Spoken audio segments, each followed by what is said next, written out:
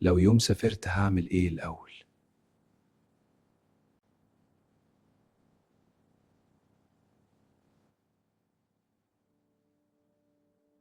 لو يوم سافرت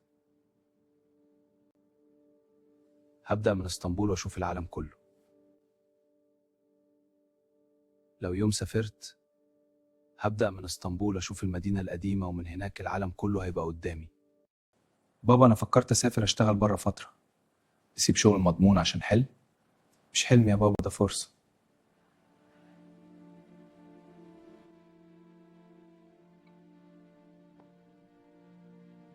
يا عمر، ده مش سهل كده. اعرف يا بابا، بس لازم اجرب. يا عمر، انا خايف مش تيجي زي ما تزعل انت فترة. لا يا فاهم مصطفى، دنيا مبني نفسي. السفر مش بس شنطة وتذكرة، ده أوراق وصبر وانتظار.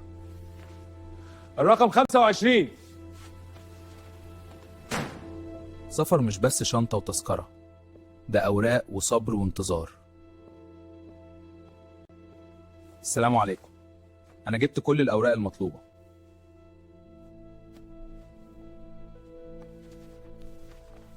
خليني أشوف، في حاجة ناقصة هنا؟ الحلم له تمن ولازم أدفعه بنفسي.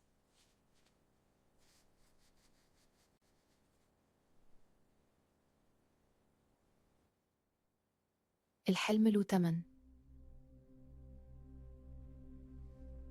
ولازم أدفعه بنفسي. الحلم له تمن ولازم أدفعه بنفسي. شفت يا سيف؟ مبروك يا عمر، بس اسمعني، الغربة مش زي اللي في الفيديوهات. هتشتغل أكتر، هتوحش أهلك، بس لو قادر تستحمل هتطلع منها راجل تاني. أنا عارف إنها فرصة كبيرة يا عمر، بس لازم تكون واقعي. أيوة يا سيف، أنا فاهم، هحاول أكون جاهز. المهم إنك تفكر كويس يا عمر، مش بس الفرصة، لازم تكون مستعد لكل حاجة. أنا هحاول يا سيف، بس هتوحش أهلي أوي. خد بالك من نفسك يا ابني. هرجع لكم يا بابا أحسن مما رحت. هرجع لك يا بابا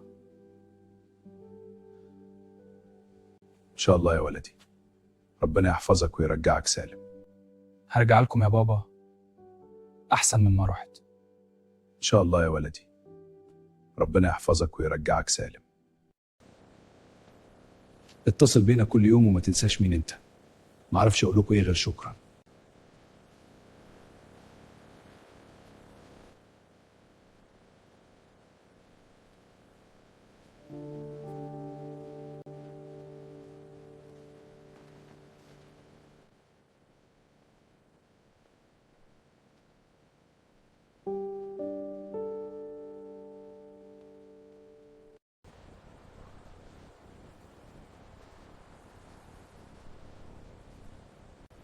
لوحدي بقى، بس انا اخترت ده. لوحدي بقى، بس انا اخترت ده. لوحدي بقى، بس انا اخترت ده.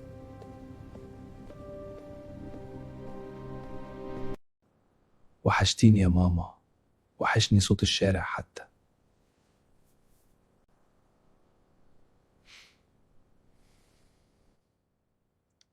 كل حاجة هنا غريبة.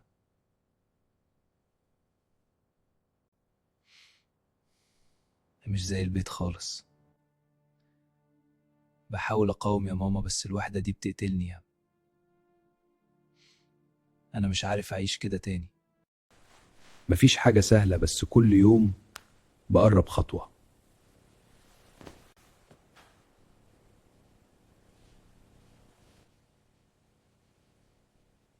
مفيش حاجة سهلة أنا،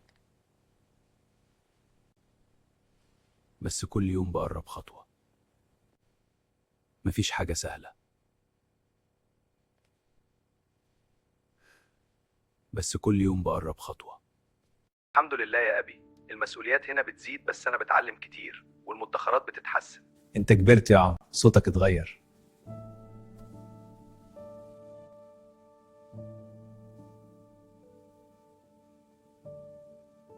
انت كبرت يا عمر، صوتك اتغير.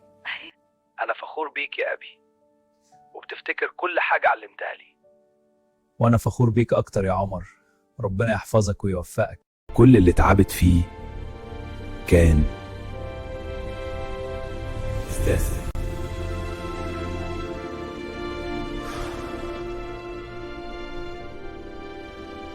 كل اللي تعبت فيه كان يستاهل. كل اللي تعبت فيه كان يستاهل.